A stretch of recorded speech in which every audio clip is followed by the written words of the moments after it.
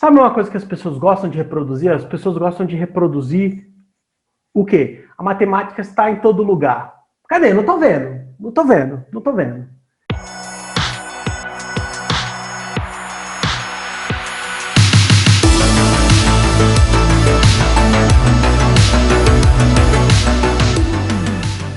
Olá pessoal, sejam todos e todas muito bem-vindos a mais uma conversa aqui do canal Jornada nas Ciências.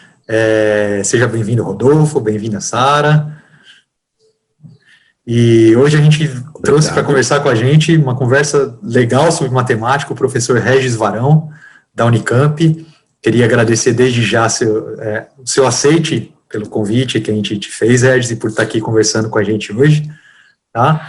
E de início, para começar a conversa, eu vou pedir para você se apresentar para quem está assistindo, para saber quem você é, o que você faz. Tá. Bom, obrigado pelo convite. Estou muito feliz em participar. Quem sou eu, né? Então, eu vou, uma vez dado o estilo do podcast, eu vou focar mais do ponto de vista acadêmico.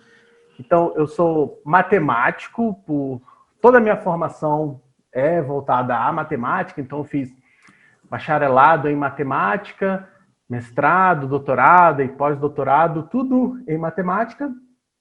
E em final de 2014 eu virei professor na Unicamp, onde eu estou desde então. Então, a minha vida ela é toda, bom, desde que eu entrei na graduação, já tem muito tempo isso, ela é toda voltada para matemática e desde o início, seja lá o que significasse isso, eu queria ser pesquisador. Então, a minha formação foi muito voltada com esse intuito. Então hoje, o que eu faço da minha vida? Eu tenho que fazer pesquisa, publicar artigo, orientar alunos, participar de eventos, dar palestras. E mais recente, mais ou menos uns 2 anos para cá, eu, de uma maneira um pouco mais ativa, comecei a fazer divulgação também. Mas, então, do ponto de vista acadêmico, essencialmente é isso. Esse sou eu. Ótimo. Regis, então, para a gente começar a conversa pensando na matemática mesmo, que é o nosso assunto de interesse, eu vou começar lendo uma coisa que está escrito lá no teu canal do YouTube, que depois, no finalzinho da nossa conversa, você vai divulgar, tá? E aí eu vou te fazer uma pergunta pensando nisso que está escrito lá, tá bom? Está escrito assim, ó. Que eu escrevi. Não, tá tranquilo, acho que não vai ter nada. Está escrito lá na descrição do canal, né? Este canal, apresentado juntamente com o Joaquim, que depois você fala dele também do seu canal, é para mostrar a matemática como ela realmente deveria ser vista. Isso porque nem sempre temos oportunidade de conhecer a matemática como deveríamos pelos meios tradicionais de ensino. Tá? Então, pensando nisso que você escreveu lá no seu canal, eu te pergunto, o que é a matemática e por quê? O que ela estuda, o que é a matemática, o que ela estuda, e por que talvez a gente não aprenda ela do jeito que ela deveria ser aprendida? Tá. Facinho. A gente sempre começa com uma pergunta fácil aqui no canal. Então, as minhas palavras estão voltando contra mim. Então, é o seguinte, uma resposta inicialmente meio rápida, objetiva, por que a gente não vê, talvez, como a gente deveria ver, como eu comentei aí do que você leu, é porque é o seguinte, todo mundo tem que pagar as contas, né? Então, assim, uma coisa é um objetivo maior, então o professor está lá, ele vai dar aula, então quando o professor, o que todo mundo conhece na escola, seja na escola ou na universidade, no fim das contas as pessoas não estão lá filosofando, olha, vão ensinar a matemática, vamos refletir a matemática. Não, isso aí você faz de vez em quando, você dá uma parada, então no dia a dia é uma coisa meio burocrática, né? Então, agora entrando um pouco mais nisso que eu estou dizendo, é o seguinte. O que acontece, eu vou, então, para a gente partir de algum lugar um pouco mais concreto, vamos voltar lá para a escola. Quando a gente vê na escola, a maneira que a gente aprende matemática, ela é muito burocrática, vou colocar assim. Vou te dizer uma aula típica de matemática. O professor, a professora vai chegar lá, vai passar algumas fórmulas para você, e depois vamos aplicar essa fórmula fazendo exercícios e tal. Beleza. Primeira observação é que, assim, antes de tudo, só estou tentando mais ou menos relatar o que acontece sem fazer não é uma crítica específica aos professores, porque existe uma coisa muito maior, né? De novo, você vai lá, você é professor, a escola demanda que você faça isso e aquilo, entendeu? Então, de novo, tem uma questão de trabalho para você fazer aquilo. Então, não estou entrando no mérito não é um julgamento de valor com relação aos professores, mas como que a gente aprende, entendeu? E aí, beleza, então voltando. Você joga lá as fórmulas e vamos fazer exercício. Perceba que não envolve um pensamento crítico, né? Não envolve você realmente parar para tentar refletir, não envolve muita reflexão. E por quê? Porque no fim das contas, hoje em dia, o que é a escola? A escola é preparar você para o vestibular, né? E aí, se você for pegar, o que você quer fazer no vestibular? Bom, se você for pegar aleatoriamente, é possível que a pessoa fale que quer fazer engenharia, quer fazer medicina, sei lá, direito. Provavelmente, se pegar esses assim, deve dar uma boa parte já dos alunos. Aí perceba que isso é sintoma de alguma coisa. Isso é sintoma de que, assim, você não tem... A tua escolha, ela não é baseada no teu interesse final, né? Ela é baseada ali pelo teu aparato de chegar nos lugares. É como se fosse assim, tu tá preocupado com os meios em si, de uma maneira que você não pensa o que você quer da tua vida, o que você vai fazer, entende? Então você vai burocratizar a tua vida para se preparar para uma coisa que no fim das contas, se você for perguntar por que você quer isso, não tem uma resposta. Então é só para dizer o seguinte, no fim das contas, a gente vive constantemente no automático. E se a gente está falando da matemática, e voltando em particular, quando a gente for cair no ensino, estou relatando da matemática, vai acontecer a mesma coisa. Então, volta lá no exemplo que eu dei. Você vai lá na escola, vai aparecer as fórmulas, você vai só aplicá-la. Mas e daí, né? Eu gosto muito de comentar sobre o René Descartes, que ele fala assim, olha,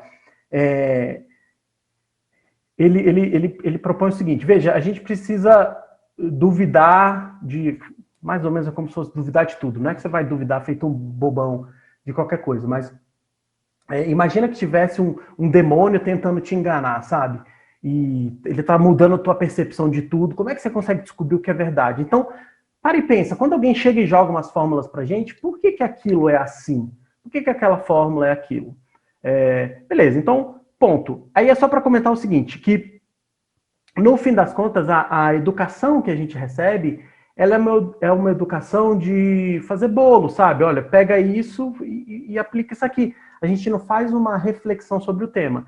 E aí, só abrir um parênteses rápido, não acho que na escola a gente tem que fazer como se faz, por exemplo, na graduação em matemática, que a gente tem que provar mais as coisas. Não é que a gente tem que provar na escola, mas é só relatando que a gente aprende tudo em receitinha de bolo e não para pensar sobre o que a gente está fazendo. Dei o exemplo da escola, porque pode ser que seja mais familiar para todo mundo, eventualmente não sei quem vai estar assistindo a gente, mas, por exemplo, mesmo na universidade acontece a mesma coisa. A pessoa vai formar em matemática. Vou agora trazer uma realidade que irá chocar todos aqueles que estiverem nos ouvindo. Não significa que a pessoa gosta de matemática. Você pode fazer qualquer coisa na sua vida e não quer dizer que você gosta daquilo que você faz, tá bom? Existem muitas razões para as pessoas fazerem o que fazem.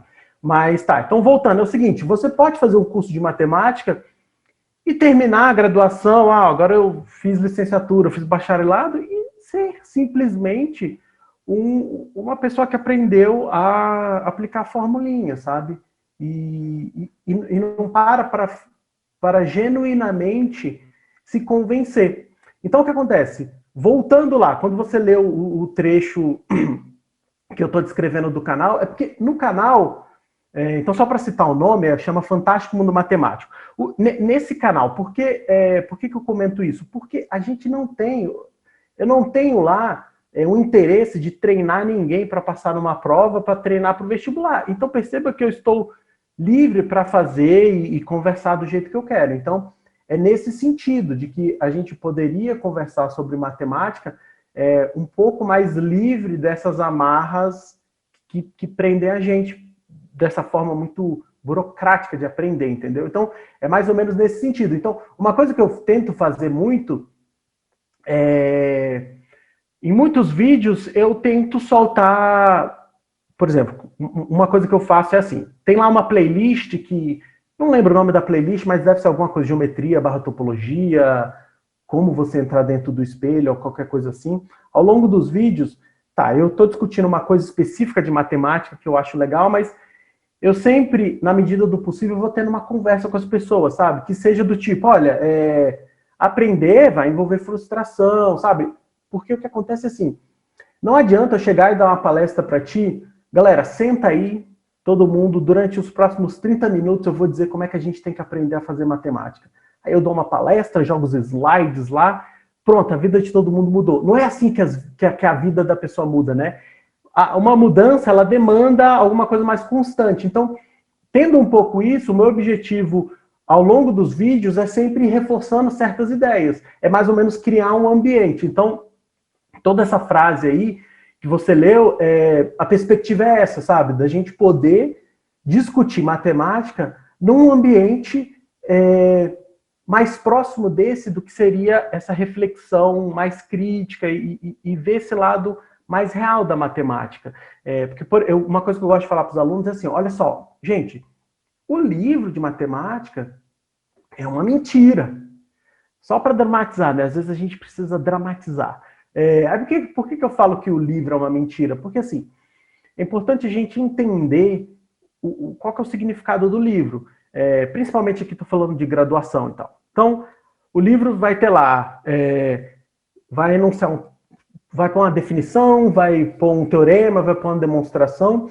Aí você olha e fala, puxa, eu não sei fazer isso, eu tive que ler várias vezes, eu não sou bom em matemática porque eu não consegui entender o teorema de uma vez. Porque o livro, o que você está lendo é errado, você tem a impressão que para fazer matemática é uma coisa linear, né? Você vai pegar, você vai ler e entende a demonstração. E não é assim. Então, quando eu digo que o livro é uma mentira, é só para dar aquele chacoalhão para dizer assim, o livro não está mostrando todo o embate que teve para se chegar naquela demonstração. Então, aquilo não é real nesse sentido. E é importante você ter essa clareza, porque senão você fica frustrado. Você acha que não nasceu para uma coisa, porque você tem a impressão que quem nasce para coisa tem que fazer tudo de uma maneira muito fluida. E se você for ver, é exatamente o contrário. Qualquer pessoa que você, seja lá, achar que nasceu para coisa, o que está por trás é que a pessoa batalha muito, né? Então, esse é um problema da maneira que a gente aprende matemática, né? Acho que esse é um problema de mais ou menos todas as áreas, né, Regis? Os livros trazem tudo pronto, né? Uhum. Que nem na física, por exemplo, né? O Newton lá caiu a maçã e ele automaticamente teve o estalo de montar uma equação que descreve desde a maçã até o movimento da Lua. Claro que não, né? Teve anos e anos do Newton discutindo com outras pessoas, pensando nessas coisas, para chegar num aparato teórico, que às vezes nem tem a equação, né? Que às vezes também a equação nem é a pessoa que formulou, né? E eu acho que a matemática tem muito disso também, né? De parecer tudo muito fácil, um monte de gênio que acorda já com as ideias, né? E simplesmente escreve, né? E nunca é assim, né? Quase nunca é assim, né? Exato. E é difícil você passar isso para os alunos, sabe? Porque, no fim das contas, de novo, volta, a gente vai dar uma aula, seja lá no ensino médio, na graduação, você tem todo um conteúdo lá, você tem pouco tempo de poder conversar com os alunos, sabe? E, enfim, e falando de uma maneira geral também, os professores, eles fazem parte desse sistema que eles foram educados, né? E aí, uma coisa, aproveitando que você falou, Carlos, porque eu estou falando aqui da matemática, você falou, olha, não é só da matemática. Perfeito. Inclusive, às vezes eu gosto de frisar o seguinte, no fim das contas, se você for ver, boa parte do que eu falo é de uma maneira geral, só que eu não vou chegar e falar, estou falando de uma maneira geral. O que eu faço muito da minha experiência em matemática, então eu utilizo a matemática, mas isso é uma observação importante, que no fim das contas, o que está por trás, talvez boa parte do que eu for falar aqui a menos que eu cite coisas específicas da matemática, você pode pensar, o cara deve estar falando, sei lá, de filosofia, né? Porque no fim das contas, o que está por trás de qualquer coisa é o teu interesse, é você querer aprender, sabe? Uma coisa que eu costumo falar para os meus alunos de matemática, assim, beleza, olha, tem lá, tu tem que provar isso, aquilo, tá. Eventualmente tu vai fazer uma prova, o professor, a professora quer que você escreva de um jeito tal, escreve do jeito que a pessoa quer. Mas, antes de tudo, é importante você fazer o exercício de se convencer sobre alguma coisa, sabe? Onde se convencer é algo que vai além do que, por exemplo, o livro quer que você use. Entende? É importante que você se convença. Talvez você se convence de uma maneira diferente. E beleza. Ao longo do tempo você vai ficando mais experiente, aprende enfim, até se convencer melhor, mas é importante que a gente só não replique as coisas por replicar, inclusive que seja uma demonstração, entendi uma demonstração, você replicar. Mas é importante que a gente genuinamente tente se convencer, sabe? E aí eu evito usar a palavra provar pra gente, ou a gente fazer uma prova pra gente, porque quando eu falo provar alguma coisa, já carrega em si uma cultura de se fazer matemática. O que a gente faz matemática hoje não é a maneira que a gente fazia 100 anos atrás.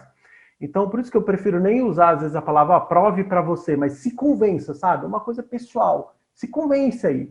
Que seja, se convenceu fazendo um desenho, beleza, de repente, ao longo do tempo, você vai ficando mais maduro, vai entendendo que certas coisas podem dar problema, blá, blá, blá, mas se convença. E claro, e faz parte do jogo, se convença também da maneira que o livro está fazendo, aprende lá no livro, mas também faz... Tem uma vida paralela que é assim, não vou xingar, né? Mas tipo assim, problema do sistema, vou chamar sistema, assim, seja lá o que é isso. Problema do sistema, eu vou tentar aprender por mim mesmo também. Aí você faz o que tem que ser feito, mas você também tente aprender por si só, se convencer, sabe? Isso é muito difícil. Em nenhum momento a gente fala isso para os alunos. Em nenhum momento. Eu vou te dizer que os grandes momentos que eu consigo falar... Bom, eu tento falar, mas de uma maneira geral, os grandes momentos que eu consigo falar é muito fazendo orientação, sabe? Seja de IC, de mestrado, doutorado, é um momento que às vezes eu fico batendo papo com os alunos, né? E de novo, não é uma coisa que... A tua mentalidade não é uma coisa que muda do dia para a noite, né? Então, eu entendo que é minha tarefa também, seja fazendo divulgação ou no dia a dia conversando com os alunos, é ficar martelando essa maneira de ver e pensar as coisas, né? Dentro disso que você está falando... desculpa. Não, Sara, por favor. Não, fala.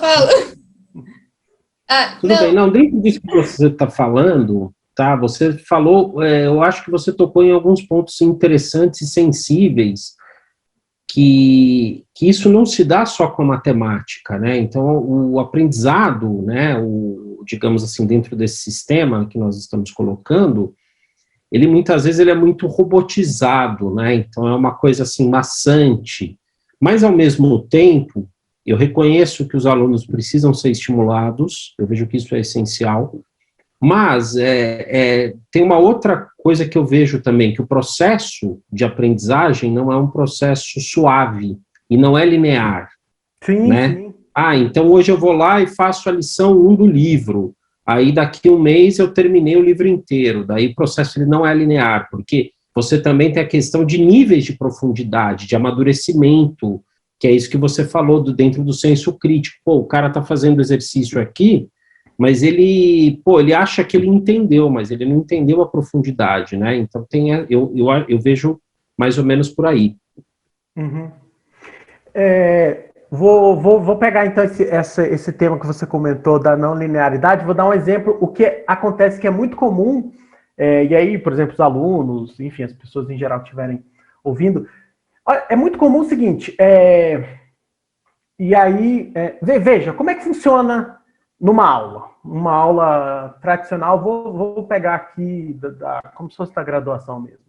Aí a gente vai seguir um livro, a maneira que é dada, ela é desconectada de tudo e ela é dada de uma maneira muito linear, sabe? Tudo vai se encaixando, pá. Aí, às vezes você chega lá no fim, os teoremas fundamentais daquela área lá que você está vendo. Você não tem a menor ideia porque ele é fundamental, né? Porque você chegou lá e aí morreu o assunto. Mas, de toda forma, o teu aprendizado, e ele é mais ou menos assim, é sempre muito linear, a maneira que é dada que eu tô falando. E aí perceba que qual que é o complicado da coisa? Justamente pelo que o Rodolfo falou. O nosso aprendizado, ele nunca é linear, sabe? E a gente precisa aprender a lidar com isso. Durante os cursos, a gente vai se safando e a gente consegue... e aí é importante ter essa linearidade lá para se aprender, mas aí, por exemplo, perceba quando você vai fazer ou uma iniciação, ou vai fazer um mestrado, ou um doutorado, aí tudo bem, são níveis diferentes, mas coisas que começam a acontecer é que daí você começa a... Eu vou falar de doutorado, só para a gente fixar alguma coisa. Aí, digamos assim, o aluno pensa numa aluna que começou a fazer o doutorado, aí a gente vai começar a discutir, e aí perceba que eu vou começar a exigir, ou quando eu digo digamos, o que está sendo exigido é algo que essa pessoa até então nunca teve contato. É para ela pensar da maneira mais, entre aspas, natural. A maneira mais natural de se pensar é ficar confuso. Você não sabe o que você está fazendo, para onde você vai. E, em certo sentido, você pode ficar confuso no curso, mas não tem essa confusão. A confusão é assim, por outras razões, porque um curso tradicional, ele é todo estruturado de uma maneira linear. E aí, quando a pessoa entra no doutorado, é exigido dela uma maneira de se portar e de enxergar, vou falar matemática, que é o meu contexto, que ela, em momentos anteriores, não teve oportunidade de lidar, que é o quê? É você aprender de uma maneira, é entender que o teu aprendizado ele não é linear, que você vai, às vezes, fazer coisas de uma maneira confusa, tem que usar aquilo, bola para frente. Aí sabe o que acontece? Estou discutindo algum problema com os alunos, e aí olha, não, dá uma olhada vou dizer assim, numa teoria X. Dá uma olhada lá no livro tal. Daí, são quase todos os alunos fazem isso. Então, digamos que é alguma coisa que está no capítulo 7. Os alunos têm um toque que eles não vão conseguir ler o capítulo 7, porque eles querem ler desde o começo, sabe? Porque é assim que tu foi treinado, tu tem um toque, você vai começar a suar. Não, eu quero ler desde o capítulo 0, porque não faz sentido eu começar a ler lá da metade, sabe?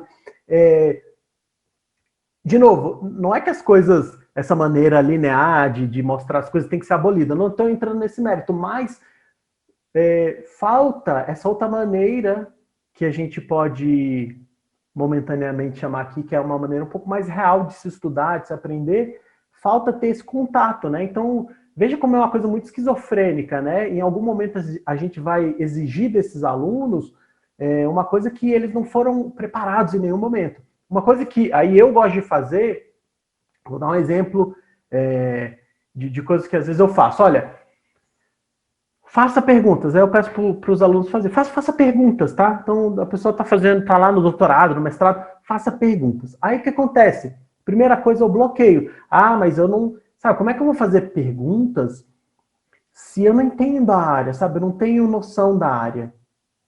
Porque, assim, você precisa de um aval. E aí, o meu papel como orientador é, beleza, estimular. Então, é o seguinte, faça perguntas. Aí a pessoa começa fazendo algumas perguntas. E aí, vamos conversando sobre as perguntas. Olha, uma boa parte das vezes, a gente vai perceber que as perguntas são excelentes, entende? Você só vai arrumando, blá, blá, vai descobrindo.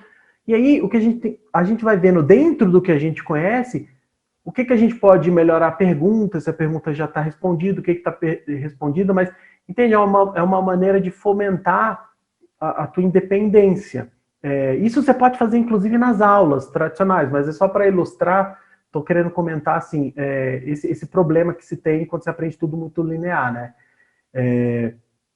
E aí, já que eu comecei a falar de doutorado, só para terminar uma ideia assim, é o seguinte, ó. E aí, é legal estimular os alunos a fazerem perguntas, porque daí, primeiro vem o bloqueio. Eu não consigo fazer perguntas porque eu não entendo a área, não tenho noção das coisas. Passou esse bloqueio? Não é que passou, né? Você conseguiu fazer uma vez, aí a pessoa já está ficando melhor. Tá, já diminuiu um pouco, a pessoa tem alguma coragem de fazer perguntas. Depois, o próximo passo é tentar responder aquelas perguntas. Pô, agora imagina a sensação que você tem se você conseguiu formular uma pergunta e depois conseguiu responder a pergunta. é maravilhoso, sabe? Assim, o que acontece de transformação na cabeça desse ser humano é muito bacana, porque aí quebra, né? Então, pum, quando a pessoa tem essa sensação de poder, mais ou menos, claro que tem uma tutoria, mas de conseguir pensar um pouco por ela mesma, entender que ela pode ir buscando, você vai libertando essa pessoa, né? Então ela vai se relacionando, a pessoa vai se relacionando com o conhecimento de uma maneira qualitativa que talvez ela não tenha tido até então, né? E aí é uma pena, uma coisa que eu fico, enfim, um pouco preocupado, e aí tem a ver por exemplo, com o canal para fazer divulgação, é que essa sensação é que eu estou chamando ali o que seria fazer a matemática, entre aspas, de verdade. Tu ter essa experiência de se perguntar, de genuinamente correr atrás, de tentar se convencer. E essa experiência você não tem, sabe? E a gente não tem. Falando de matemática, ela não costuma acontecer na graduação, ela não costuma acontecer nem no mestrado, porque em matemática é muito comum, só para fixar também, vou usar a palavra matemática pura, porque matemática pode ser várias coisas, mas só para ilustrar alguma coisa, eu vou colocar essa matemática pura, que às vezes, mesmo mesmo no mestrado, você só está fazendo uma leitura de um artigo e tal, então é muito comum, mesmo no mestrado, tu ainda não ter tido, falando de uma maneira geral, ainda não ter tido essa experiência de pensar matemática assim, entendeu? Olha que complicado, né? Então, é uma pessoa que está anos e anos, imagina assim, uma pessoa que está anos e anos e anos estudando, e talvez em nenhum momento ela tenha aprendido a pensar de uma maneira crítica. Não é de se suspeitar que, de uma maneira geral, a gente não está formando pessoas que de fato estão pensando de uma maneira mais autônoma, sabe? Enfim, então minha preocupação é muito essa maneira de pensar, sabe? Então, veja que aqui não tem nada tão específico assim da matemática, é só mais algumas especificidades. Inclusive, a matemática ela tem essa especificidade de ser um pouco lenta. Às vezes você vai fazer iniciação científica em biologia, mesmo na graduação, claro, no teu nível de conhecimento, mas você às vezes consegue ter um contato um pouco mais genuíno do que é fazer pesquisa, sabe? Com matemática, às vezes é um pouco mais complicado. Então, isso também é uma coisa muito complicada na matemática, que é possível tu passar uma parte gigantesca do teu treinamento formal sendo uma pessoa só que aplica fórmulas, digamos, sabe? E sem nunca parar para pensar. É bem preocupante ser isso, super perigoso. Mas é o que temos para hoje. E como que faz para pensar na matemática específica, então? Como é que a gente pesquisa a matemática? O que vem? A gente fica com uma impressão de que a gente já sabe tudo da matemática, que, nossa, desde não sei quando a gente vê a matemática, mas... E aí, como é que faz? Você falou de doutorado e mestrado. Como é que pesquisa a matemática pura, igual você falou? Tá. Boa pergunta. O que acontece é o seguinte... O que eu comentei até então, digamos, foi mais voltado à atitude com relação à matemática, né? E aí, isso que você comenta, de fato, é verdade. Talvez se a gente for pensar de uma maneira geral, ninguém tem muita noção de que é feita matemática, né? De que a matemática é criada, digamos, todos os dias. E talvez, assim como quase boa parte das áreas, se você for olhar em tempos recentes, tem mais matemática sendo criada do que durante a história inteira, sabe? Seja lá o que significa a matemática ser criada. Mas, bom, beleza. Então, assim, por que a matemática tem essa fama de ser uma coisa meio estática, né? De fato, é uma pergunta bem complexa.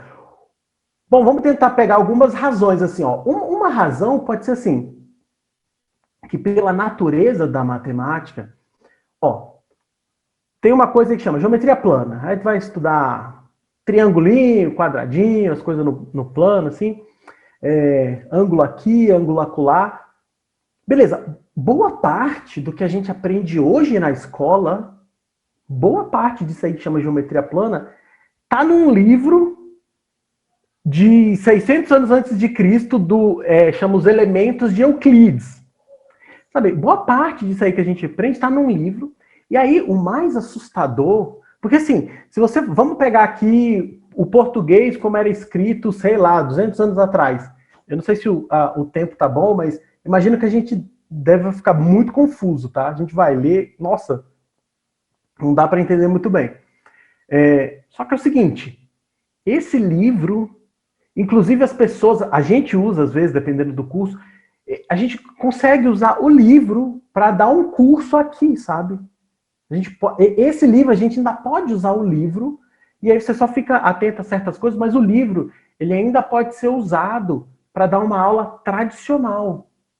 Beleza, então, estamos falando de um conhecimento de milhares de anos atrás, que ele ainda está aí, vamos colocar assim, da mesma maneira que ele inicialmente foi apresentado.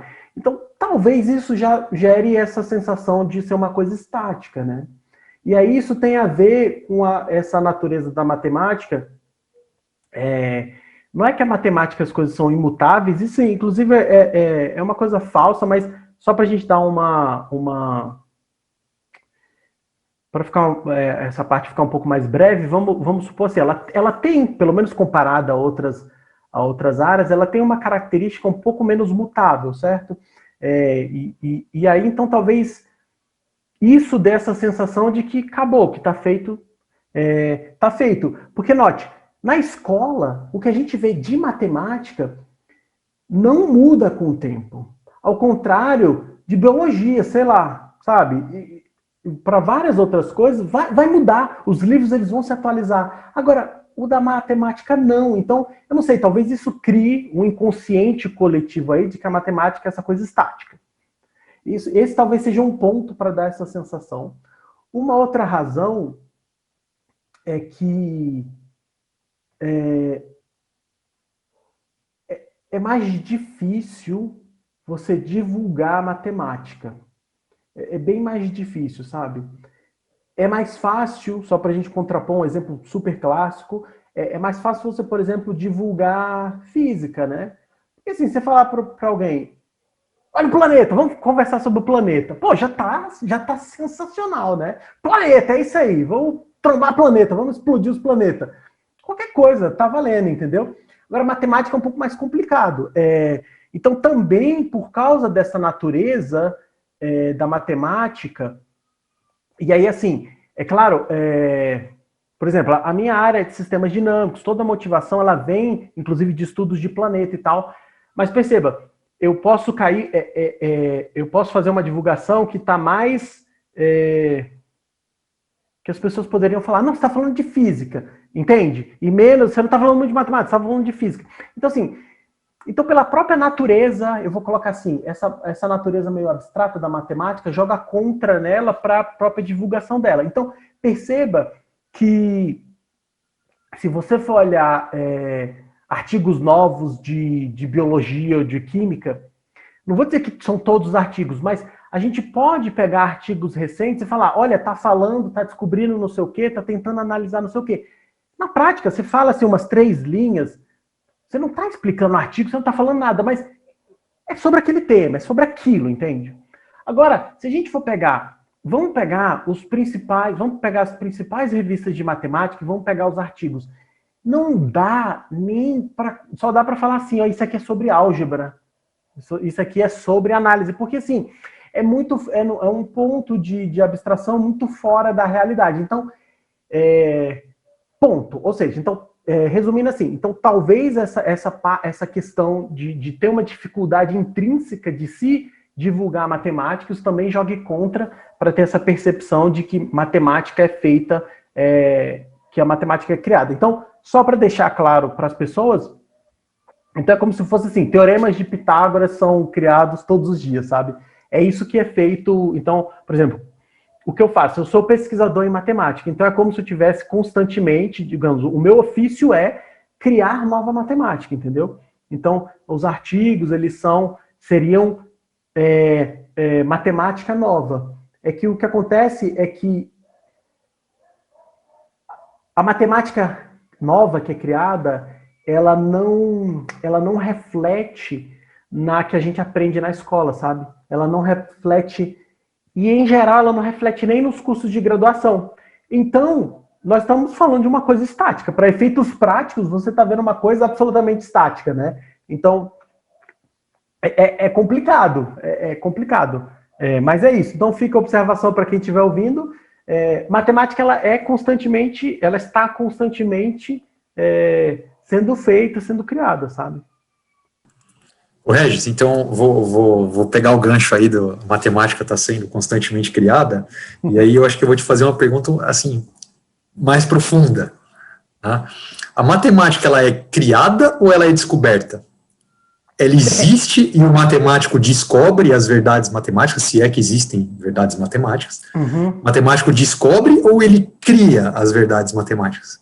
Tá. É o seguinte...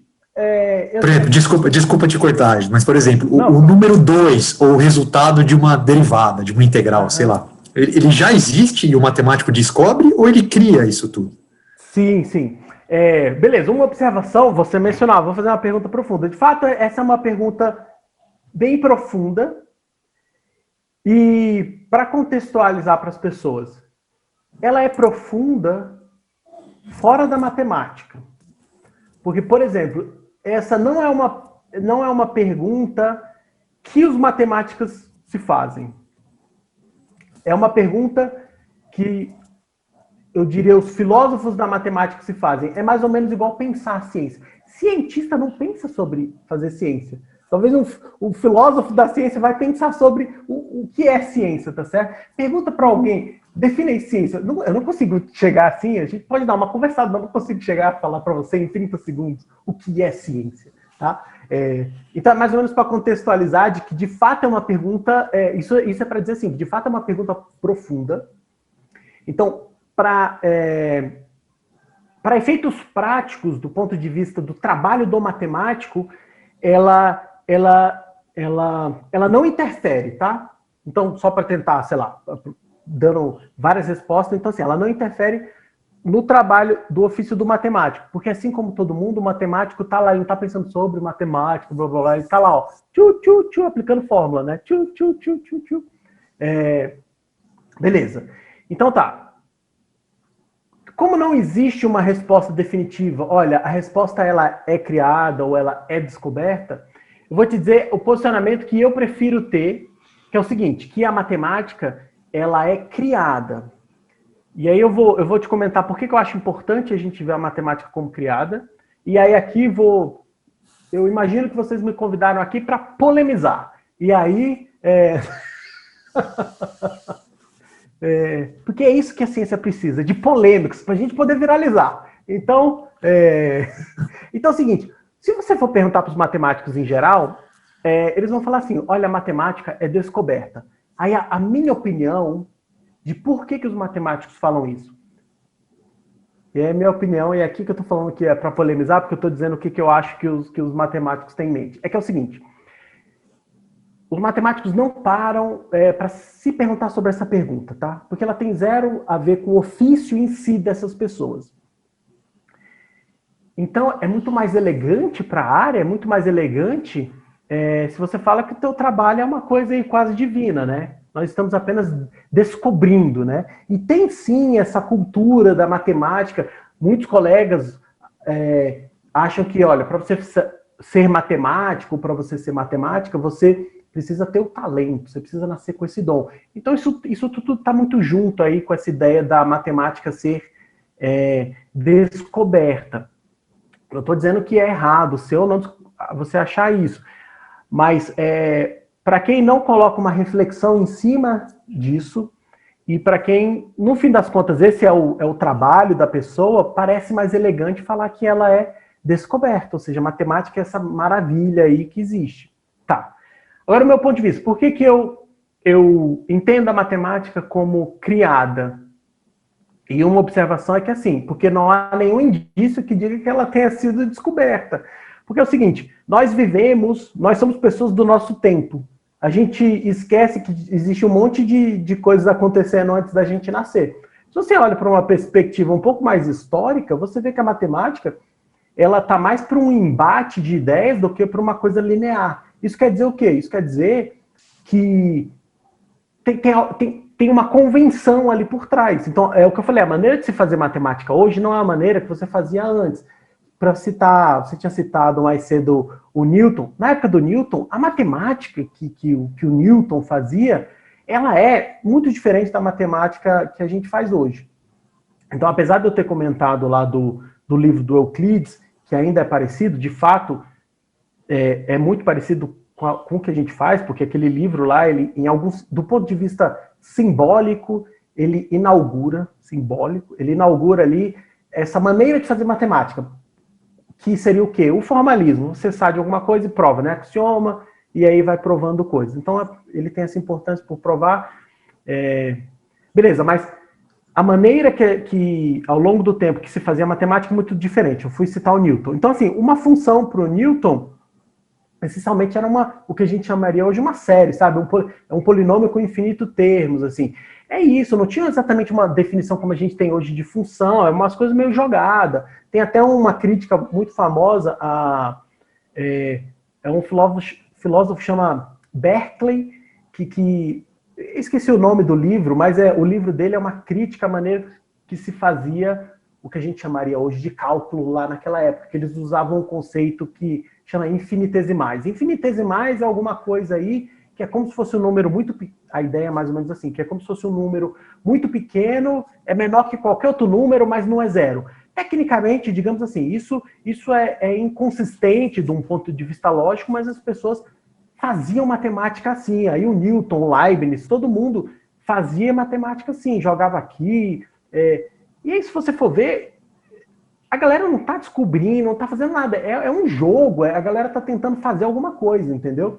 Então, eu acho que quando você olha a matemática dessa perspectiva de luta das ideias, não é uma coisa que você vai descobrindo, sabe? Levantei o tapete aqui e tenho uma coisa pronta. Ela é uma construção, ela é uma criação cultural. E aí, em cada momento, você tem uma maneira de ver essa criação. Eu diria que a gente está num grande momento que iniciou há poucos séculos, assim, de formalismo, sabe? A matemática é essa coisa extremamente formal, assim. E aí uma razão... Então tem essa razão de que, assim, olhando, digamos assim, então, voltando, tentar responder assim, de um ponto de vista histórico, eu não consigo vislumbrar nada que me indique que a matemática ela é descoberta. Tá? Ponto. E aí E agora vou fazer um parênteses. No fim das contas, se você fala, Reis, escreve um livro sobre o tema. No fim das contas, no meu livro, a conclusão vai ser assim. É que é um pouco meio a meio, tá? Porque é um pouco mais complexo. Não é só descoberta, não é só criada, tá? Mas para fazer uma coisa binária, que eu tenho que escolher se é criada ou descoberta, eu estou colocando assim, meu posicionamento é que ela é criada. Tem uma razão, eu acho que tem a maneira que eu vejo historicamente a matemática. Uma outra razão, e aí ela também coincide, que é o seguinte, eu acho que é didático se nós víssemos e conversássemos e falássemos, deixássemos claro que a matemática ela é criada. Por quê? Eu acho que você quebra muito a maneira que as pessoas veem a matemática. Isso volta numa coisinha que a gente comentou aqui sobre o aprender, sabe? Essa maneira de você aprender matemática e achar que ser bom em matemática é algo que precisa nascer em você, ter lá em você, ter um dom escondido. Eu particularmente, eu sinto que isso tem muito a ver com essa ideia de que a matemática está sendo descoberta, sabe? Tem essas coisas divinas aí, e a gente, ou você nasce assim, não nasce, e a gente está descobrindo. Então eu gosto para que a gente entenda que é tudo muito uma construção e que depende de muitos fatores, sabe? Eu acho que isso traz a matemática para algo muito mais real para as pessoas, né? Então, quando a gente vê a matemática, ao invés de ser essa coisa divina, a gente olhar a matemática como criada, a gente entende a matemática ela fica muito mais próxima da gente, né? Então, é por todos esses fatores que eu só consigo ver a matemática como sendo criada.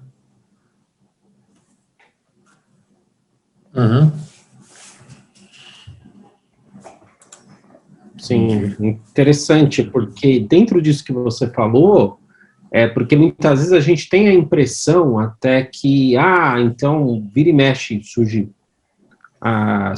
sei lá, na mídia, né, notícia, porque o garoto ou a garota de 15, 16 anos, que são gênios matemáticos, que foram lá e fizeram graduação em 2 anos, doutorado, mestrado, doutorado em 3 anos, né, então, isso traz uma aura de arte, né, de genialidade, de uma coisa divina. É bem interessante isso que você colocou, dá para ver que isso é uma questão filosófica, né, essa questão do, por exemplo, se a matemática é criada ou ela né, ou ela é descoberta, né. Mas aí, Regis, aí tem uma outra questão que eu gostaria de colocar, que é a seguinte, né, qual o papel da matemática em outras áreas? Mas antes de falar, de pedir para você responder, eu queria entender uma coisa, né, pegando também o gancho para essa pergunta que o Carlos fez, que é a seguinte, né, então, muito bem, se a matemática, ela pode ser, se ela é criada, né,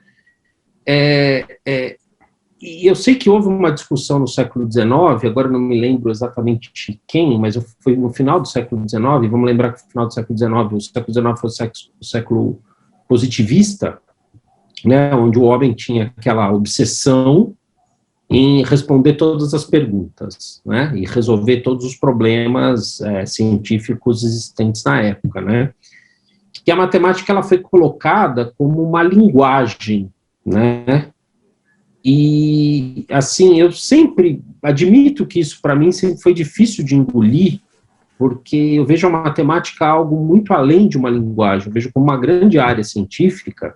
Claro, é uma ciência, daí tem toda aquela controvérsia da classificação, se é humana, se é exata, né, se é natural, perdão, humana ou natural, né, porque a matemática é classificada como uma ciência humana porque ela provém do homem, né, uma invenção do homem, né, digamos assim, né, mas isso é controverso, né, isso aí que eu estou colocando é uma coisa, assim, que há muitas discussões, é uma discussão que não é fechada.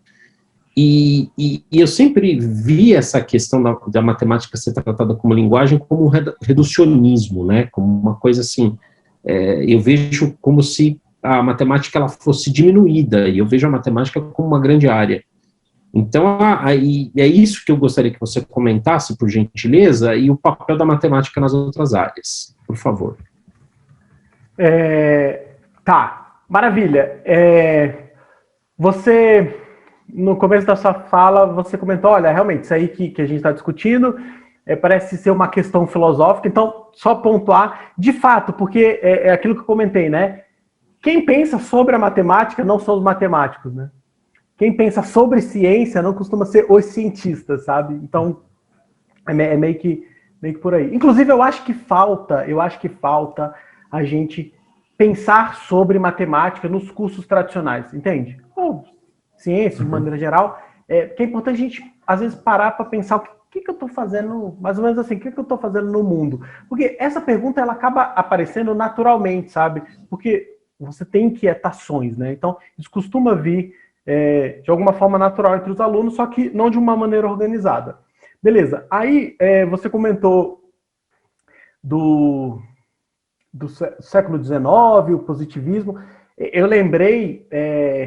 do Hilbert. Em 1900, o Hilbert ele propôs 23 problemas, enfim, que ele achava que seriam os problemas importantes que ia ditar, digamos, boa parte do rumo da matemática, mas é só para comentar que o Hilbert ele exemplifica muito bem essa ideia de, acho que é uma frase dele que é assim, se nós queremos saber, nós vamos saber, entendeu?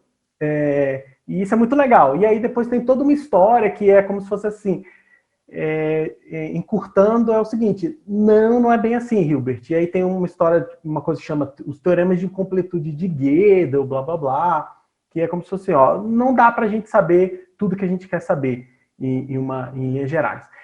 E aí, o que você comentou, Rodolfo, sobre a matemática ser uma linguagem e que você via isso como algo um pouco reducionista da matemática, quer dizer, não reducionista da visão que as pessoas têm sobre a matemática, maravilhoso, concordo plenamente. E aí tem muita coisa por trás que é o seguinte. De novo, pelo que a gente consegue enxergar. Então, vou dizer assim, por que talvez a gente tenha essa visão da matemática como linguagem? Então, meu primeiro comentário é assim, por que talvez a gente tenha essa visão de matemática como linguagem? É porque a matemática, ela como você falou, olha, tem essa questão da definição de ciência, blá, blá, blá, daqui a pouco a gente volta a isso, mas vou colocar assim, então ela é essa área do conhecimento que, assim, teve um sucesso para contribuir para a descrição para o mundo, para o entendimento do mundo natural, que é fora de série, assim, é absolutamente fora de série. E aí, com essa interpretação, a gente pode meio que ver a matemática como uma linguagem no sentido que ela está descrevendo. Uma frase super famosa que o pessoal gosta de falar, atribuída a Galileu, é que Deus escreveu o universo em equações matemáticas, alguma coisa assim, né? Então, de fato, talvez esse grande sucesso que a matemática teve atribuída a esse desejo, né, de compreender o mundo, dá a impressão que ela é uma linguagem. Porque, no fim das contas, vamos pegar o Newton, que é bem clássico, e aí talvez todo mundo esteja mais ou menos próximo. Veja, o Newton é conhecido por ter ajudado... O relato tradicional costuma dizer assim, o Newton criou o cálculo junto com Leibniz, mas vamos pensar assim, o Newton deu contribuições importantes para o que a gente chama de hoje de cálculo.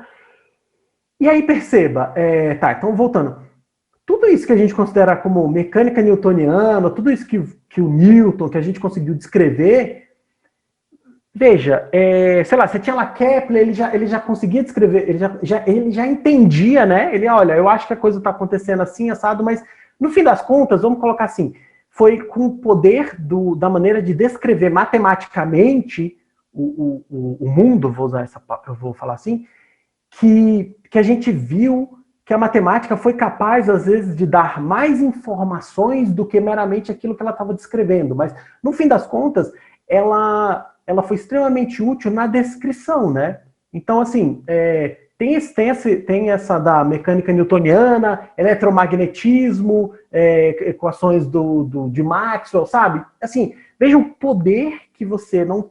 que a matemática... A gente só consegue ter, vou falar de uma maneira meio reducionista, ciência hoje em dia, por causa da matemática. E ela é usada de uma maneira geral, quase como uma linguagem, no sentido que a gente usa ela para descrever coisas, sabe? Então, eu vou usar equações. Uma coisa que é muito comum é vamos usar a equação diferencial. Seja lá o que for isso aí, equação diferencial é uma coisa que costuma... tudo que eu citei aqui, essencialmente, é uma equação diferencial, e aí ela tem a ver com movimento, né? Então, o que é movimento? Sei lá, qualquer coisa, porque se mexe é movimento, se não mexe é movimento, só que está parado. Então, tudo é movimento. Só para dizer o seguinte, veja, não dá para fazer nada de ciência, polemizando assim, se você não usar equações diferenciais, entende? De uma maneira meio resumida, não tem como você fazer nada. Então perceba que a matemática ela é uma ferramenta absoluta, e eu estou falando aqui do cálculo, é uma ferramenta monstruosamente poderosa para a descrição da nossa realidade ou para aquilo que a gente entende como a nossa realidade, sabe? Para dar outros exemplos, digamos assim, o que estava faltando pro Einstein, digamos, completar como um todo a teoria dele? Estava faltando matemática, estava faltando ali uma coisa que hoje a gente chama assim, como se fosse geometria riemanniana, está faltando ele entender melhor o espaço, está faltando essa descrição matemática, faltava isso para ele, sabe? Vocês convidaram um professor para falar sobre mecânica quântica, né?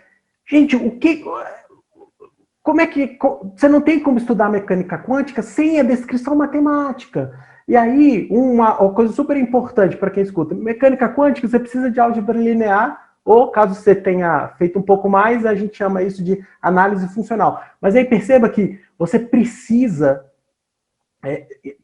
perceba, esses exemplos são para ilustrar, assim, o poder que a matemática tem. Então, de uma maneira um pouco reducionista nisso que eu falei, a matemática parece que ela está entrando como uma linguagem, entendeu? Porque assim, ela só está, digamos, ela está servindo ali como um meio para um fim. Vamos colocar assim. E aí, se a gente olhar assim, ela servindo como esse meio para um fim, talvez ela seja, é natural a gente olhar ela como uma linguagem. Porque, olha, sei lá, ela está descrevendo, seja lá o que significa linguagem, tá? Mas parece que ela está descrevendo. Tá. Beleza, mas aí isso, de fato... Então tá, então ela tem esse papel, ponto. Agora, continuando a conversa. Qual é o outro lado que a gente precisa ver? É que a matemática, por si só, ela tem uma vida própria, entendeu? Então, o problema é o seguinte, que assim, a matemática, ela teve um sucesso tão grande que é o que a gente vê. E aí esse que a gente vê, ele parece estar mais associado aí à matemática como uma linguagem, e a gente acaba não vendo a matemática como um ente próprio que tem vida, entendeu? E isso é muito importante. Por exemplo, vou fazer uma analogia. Eu faço divulgação. As pessoas que me veem, elas acham que eu sou um divulgador, que eu faço da vida divulgar. Sendo que, na verdade, a divulgação ela é uma coisa meio à parte. Ela não é o meu ganha-pão. Se eu parar de fazer divulgação, do ponto de vista assim, da minha carreira, de matemática, nada vai mudar, entendeu? Mas é o que aparece, né? Parece que eu sou o cara da divulgação, porque é aquilo que aparece. Então, é um pouco isso com a matemática. O que é mais fácil da gente ver é o que dá essa associação da matemática como linguagem. Mas a matemática ela tem uma vida própria. E aí é que eu acho que tem uma coisa muito importante que é o seguinte. É parecido com aquela ideia que eu falei assim, olha, eu acho que a gente tem que ver a matemática como uma criação por várias razões. Uma delas, eu comentei até, por uma razão didática, sabe? Isso vai aproximar a gente da matemática e tal. Eu acho que se a gente reforça que a matemática não é uma linguagem, isso também eu acho que dá uma outra visão das pessoas, e isso eu acho que muda a maneira que os matemáticos veem a matemática. Entrando agora nesse aspecto de ciência. Então, assim, se a matemática é ciência ou não, eu diria que boa parte das vezes a gente vai falar assim, que a matemática ela não é ciência. De toda forma, para efeitos práticos, agora, por exemplo, para efeitos práticos, estamos falando de governo, é importante que a matemática ela entre no bolo da ciência, entendeu? É importante que ela entre ali naquele bolo. E agora falando para os matemáticos, é importante que os matemáticos vejam a matemática como uma ciência. E aí eu vou dizer o que isso significa. É porque é o seguinte, isso remete até, voltando lá, como que eu acho que os alunos deveriam ver a matemática.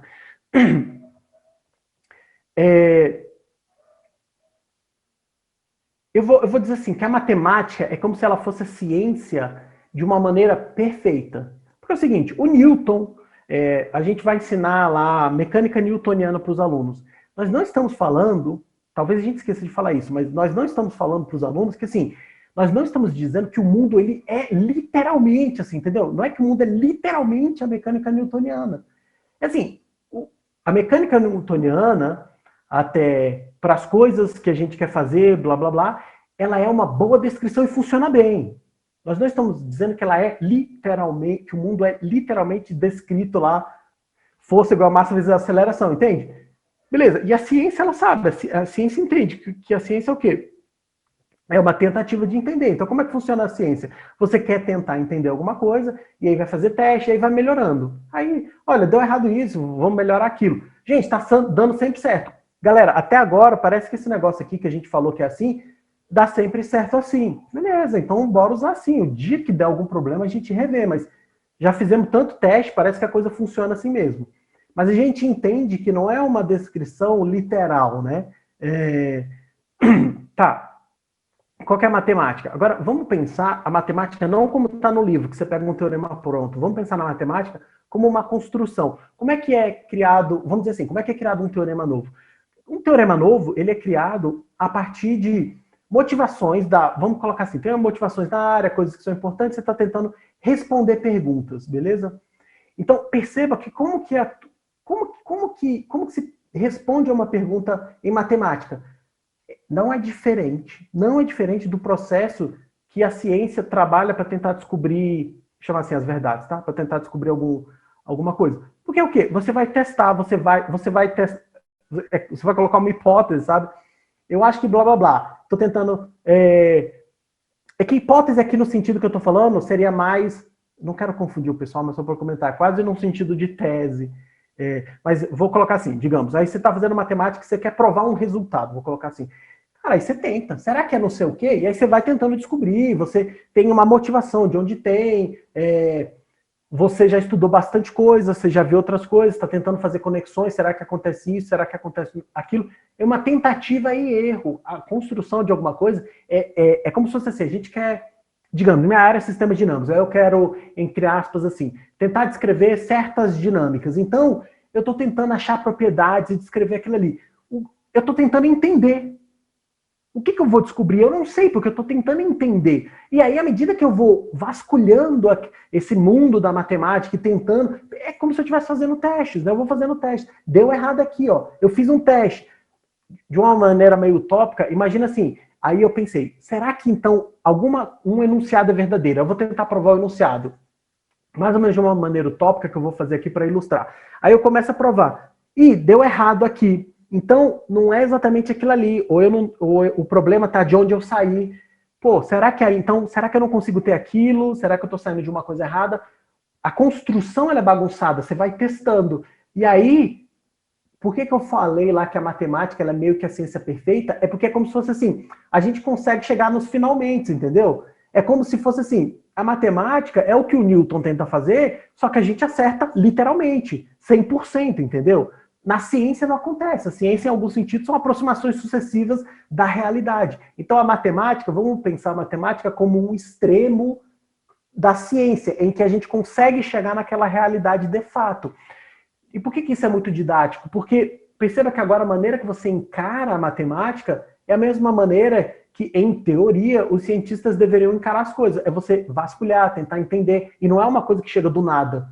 Ninguém pode falar, olha, não sei o que é verdade, acabou, é para todo mundo aceitar na ciência. Não, todo mundo tem que replicar, a gente tem que testar. Galera, vamos ver se é assim mesmo, sabe? Porque a gente fala, vê coisa errada, anotou coisa errada.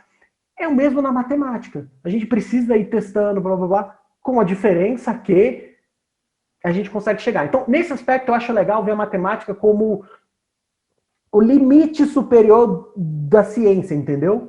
Então perceba que quando a gente olha assim a matemática, a tua relação com ela muda. Falando de ciência, né?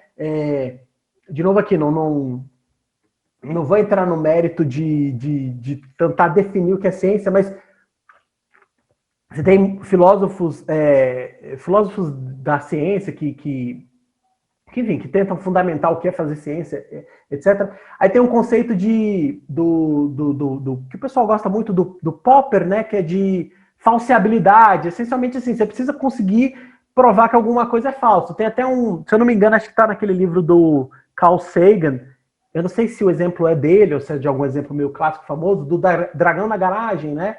Você fala, tem um dragão na minha garagem. Ah, então bora fazer um teste, vamos tacar um pó assim para ver onde que ele tá. Não, mas ele, sei lá, é imaterial, não dá para achar. Ele tem uma energia, sei lá, não sei o quê. Não, então vamos fazer não sei o quê. Tudo que você quer fazer não dá. Então assim, sabe, beleza, é uma afirmação meio vazia. A ciência, uma afirmação, digamos, meio científica, se faz sentido você testar a falseabilidade dela. Se você for parar para pensar, é exatamente isso que a gente tem que fazer na matemática. Quando eu estou tentando descobrir alguma coisa, aí eu escrevi. Imagina que eu escrevi alguma coisa e falei, olha, colega, eu consegui provar isso aqui. Ou de outra forma, então eu falei para o meu colega, eu consegui provar isso aqui. Aí eu escrevi e vou dar para o meu colega. Ponto de vista da ciência. Colegas, eu acho que acontece não sei o quê, fiz vários experimentos, está dando certo. Olha aí, dá uma olhada. Aí todo mundo vai tentar replicar. O que o pessoal quer fazer? O que os teus colegas da ciência, né, a comunidade quer fazer? Pô, o correto é a comunidade te ver como aquele inimigo que você tem que destruir, porque você tem que achar um erro. Então o teu objetivo é achar uma coisa errada. Não é corroborar, não. Vamos fazer experimentos que dê certo o que a pessoa está falando. Não, vamos achar onde que está o problema. A gente quer testar o limite, né? Porque a gente está tentando descobrir a verdade. Então, com o meu colega, quando eu levo, o objetivo dele é destruir o meu argumento. Com a vantagem que a matemática, a maneira que ela é estruturada, a gente consegue, de fato, falar, tá certo, tá errado. Entende? Mas perceba que a maneira de agir, de interagir é a mesma. Ponto. Agora, só fazer mais uma observação sobre a matemática como ciência, para a gente ter muito do que eu falei até aqui, eu estou vendo a matemática nesse conceito como uma matemática como um ente bem abstrato, matemática pura e tal. Para a gente poder ter algum lugar e não ficar fazendo toda hora poréns. Só que assim, o que é matemática, o que é física, onde que as coisas se misturam. Então assim, a gente separa as coisas no mundo por uma questão de organização, porque é muito grande. Mas é só uma questão de que às vezes a gente precisa dar nomes. O problema é que quando a gente separa coisas em caixinhas, o que é comum é a gente tentar se ater às caixinhas e brigar. Agora vamos brigar com a caixinha do lado, agora é guerra, né? É caixinha contra caixinha. Mas na prática é só porque assim, é um mal necessário. Você precisa organizar, tá certo? Não dá para fazer assim, olha, agora vamos distribuir bolsas para matemáticas.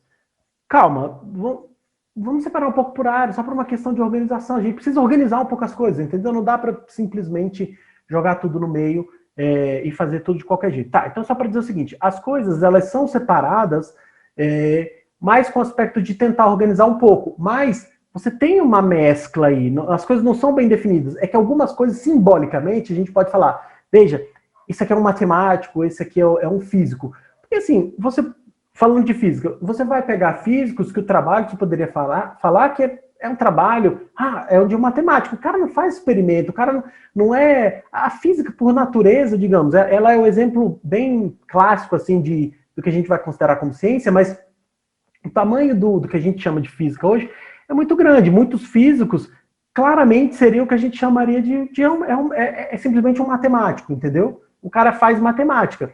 Então, só para dizer assim, que é meio... Não tem uma distinção clara entre as coisas. Então, mesmo os meus colegas lá, daí eu vou ter colegas que estão interagindo com outras áreas, e aí você...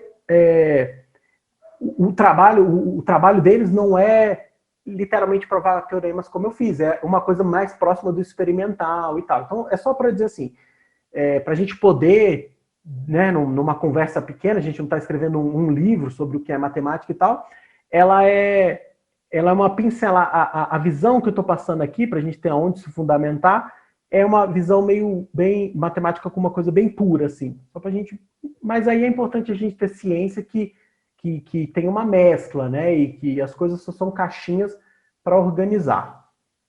Acho que é isso. A gente falou bastante aqui da matemática para a ciência, e aí até citou alguns exemplos de como a matemática é útil para descrever algumas coisas, e da matemática pura também. Mas e a matemática no cotidiano? Porque a gente está rodeado de matemática, e aí tem aquela clássica pergunta dos alunos, por que eu vou usar isso? Sempre tem, né? Isso. Como é que é a matemática no dia a dia? Por que eu aprendo Bhaskara, né? Isso. Pergunta clara. Isso é muito interessante, porque é o seguinte, vamos lá, o que eu vejo que acontece? Sabe uma coisa que as pessoas gostam de reproduzir? As pessoas gostam de reproduzir o quê? A matemática está em todo lugar. Cadê? Não estou vendo. Porque é o seguinte, uma coisa, às vezes eu provoco... dependendo do curso que eu dou, tem alguma... Em geral, cursos da licenciatura, pelo modelo da aula, às vezes a gente consegue debater mais sobre a matemática, sabe? Os cursos de bacharelado, eles são mais fechados, aí tem muita coisa para dar, e a gente não tem muito esse tempo, mas eu me lembro que eu já perguntei em um curso, era para os alunos da licenciatura, isso, né? E para que serve a matemática? Quer dizer, o que a gente responde para os alunos? E a matemática está em tudo? Como que é? Beleza. É difícil, ninguém sabe responder muito bem. Vou colocar aqui as minhas considerações. Primeiro é o seguinte. Um problema quando as pessoas falam matemática está em tudo, é que a gente só repete por repetir. De novo, aquela coisa. A gente precisa se convencer o que a gente está falando, sabe? Então, assim, só repetir por repetir, o professor vai repetir lá para o aluno e o aluno vai falar.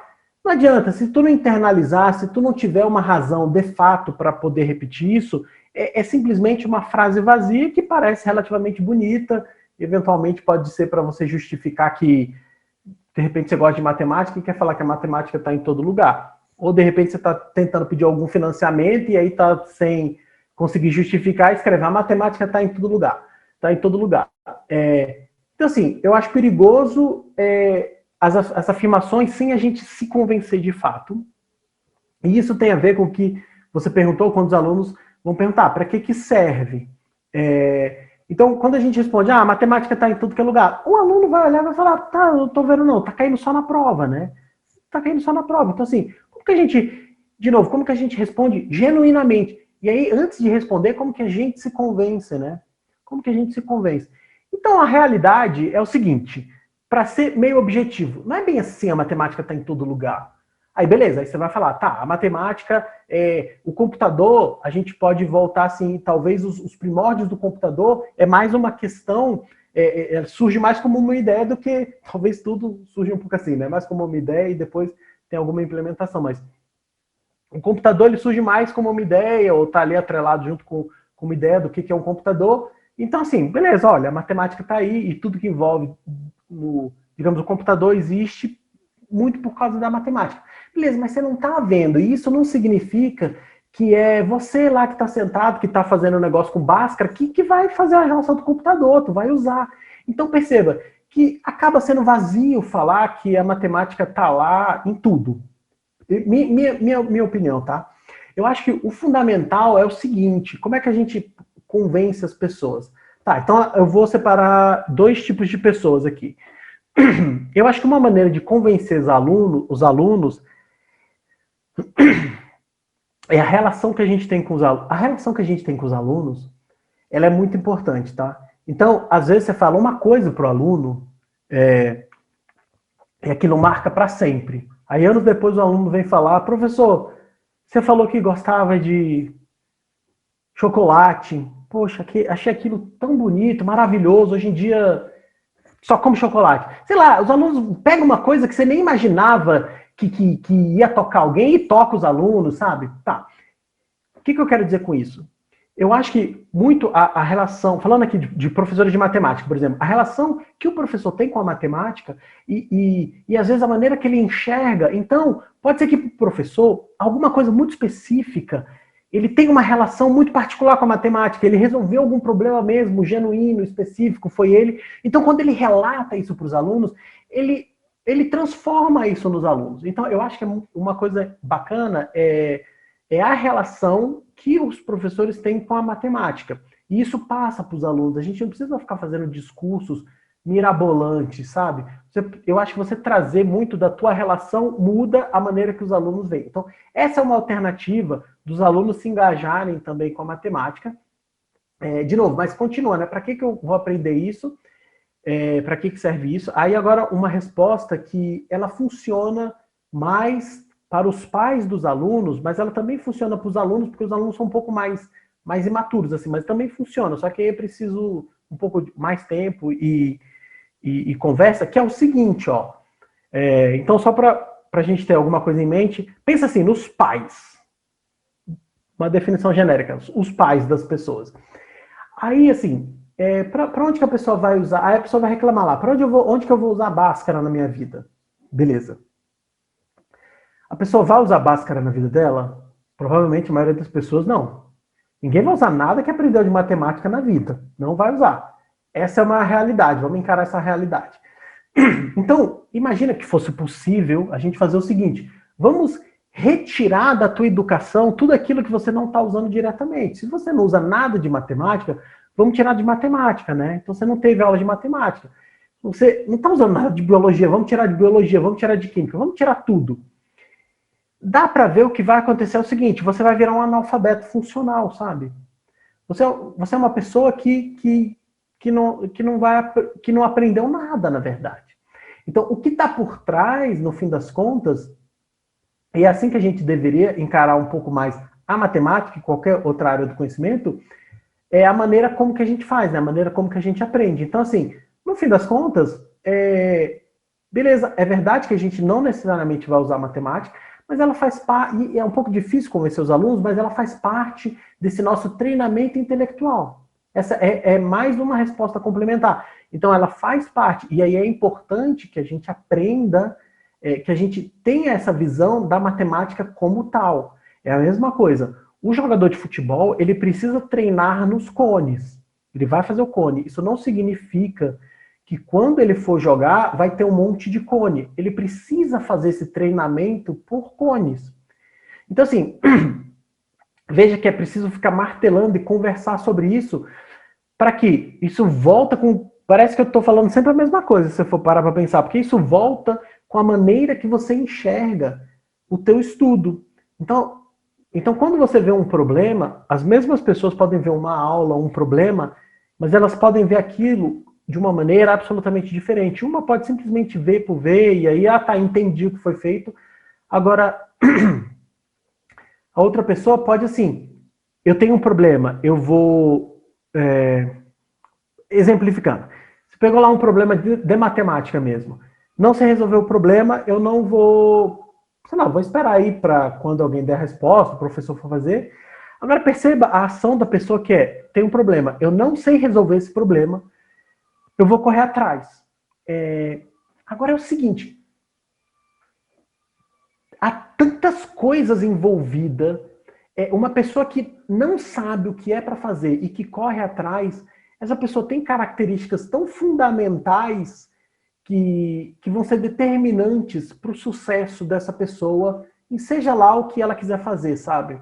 Então, mais do que tudo, é importante que a gente aprenda, meio clichê assim, mas que a gente aprenda a aprender, entendeu? E aí, falando da matemática, é importante que a gente veja a matemática como uma ferramenta para se desenvolver. E aí, então, você pode pensar, isso significa que a gente poderia tirar a matemática e deixar qualquer outra coisa, é só a gente se esforçar nela. Daria problema se a gente tirar a matemática, porque é importante a gente também treinar essa maneira de ver as coisas como a matemática faz. Percebe? A matemática ela dá um treino muito peculiar de raciocínio para a gente. Que é o seguinte, vamos treinar aqui, vamos desenvolver nossas capacidades intelectuais. Então, vamos debater sobre o governo federal. Perceba que, quando eu falo para a gente discutir sobre o governo federal, vai vir tanta emoção, vai vir tanta coisa que sai, né? A gente não vai conseguir ter uma conversa muito limpa sobre... A gente não vai conseguir fazer argumentações muito lógicas. Ela vai estar corroída de um monte de coisa aí. A matemática, a gente pode fazer um treinamento, a gente pode levar ao limite toda essa maneira de pensar, de argumentar. De novo, pensa na ciência, a matemática como uma coisa de extremo da ciência. Então, vamos usar a matemática, antes de tudo, nesse contexto que a gente está falando de ensino, blá, blá, blá, como um desenvolvimento, sabe? Uma maneira de aprender e de lidar com as coisas da vida. Por que vocês acham que pega qualquer grande nome aí de, sei lá, o cara era... por exemplo, o Bernardinho, lembra o Bernardinho do vôlei? O cara ganhava tudo que era competição. O cara hoje, assim, há um tempo atrás, alguns anos quando eu vi, ele estava nisso, ainda deve estar. Assim, mas ele é um exemplo típico de coisas que acontecem, que é o quê? A pessoa vira palestrante ou vira consultor. Por quê? Porque, de fato, um cara tipo Bernardinho é um cara que tem as qualidades que um aluno de matemática tinha que ter, que um estudante tinha que ter, que qualquer pessoa que vá se dedicar a alguma coisa tem que ter. É uma pessoa, ele tem o que acrescentar, porque assim, o que ele vai falar para as empresas, o que ele vai falar para as pessoas? Cara, é determinação, é tu lidar com o problema. O dele é um outro contexto, é uma outra coisa, mas perceba que a maneira que a gente tinha que ver a matemática é de virar, citei aqui o Bernardinho, de virar Bernardinho, entendeu? Depois tu vai levar essa tua experiência para qualquer lugar, porque o que importa é mais a maneira de ver as coisas. E, em particular, eu ainda acho que a matemática, ela é, por essa questão muito lógica dela, eu acho que ela é o lugar super propício da gente fazer o nosso grande treinamento intelectual, entendeu? E eu deixo essa observação de que sempre tomar cuidado com esse treinamento excessivo, de que assim, não significa que a vida real ela é como a matemática. A gente precisa ter o bom senso de Tá? As coisas não são assim. A pessoa não é boa ou má, ou, sabe? As coisas não são assim. As coisas são bem mais confusas. Posso só fazer uma observação? Desculpa, eu tinha levantado, né? Eu fiquei falando aqui. Não, tudo bem. Uma observação, esse é um vídeo que eu vi faz alguns anos, tem no YouTube, depois eu vou procurar porque eu preciso me lembrar. E aí um professor da ECA, da USP, né, da Escola de Comunicação e Artes, ele colocou uma coisa muito interessante, que foi o seguinte: quando você lê um texto difícil, então ele fala da metafísica dos costumes do Immanuel Kant e fala da crítica da razão pura, e ele fala de um outro livro que eu não me recordo. Aí ele fala o seguinte, que quando você lê um texto muito difícil, que é um texto ali que você vai levar, tipo, você leva, sei lá, 10 minutos para ler o primeiro parágrafo, tentar entender o que o cara quis dizer. Depois você vai levar mais, quer dizer, é um texto árduo, né?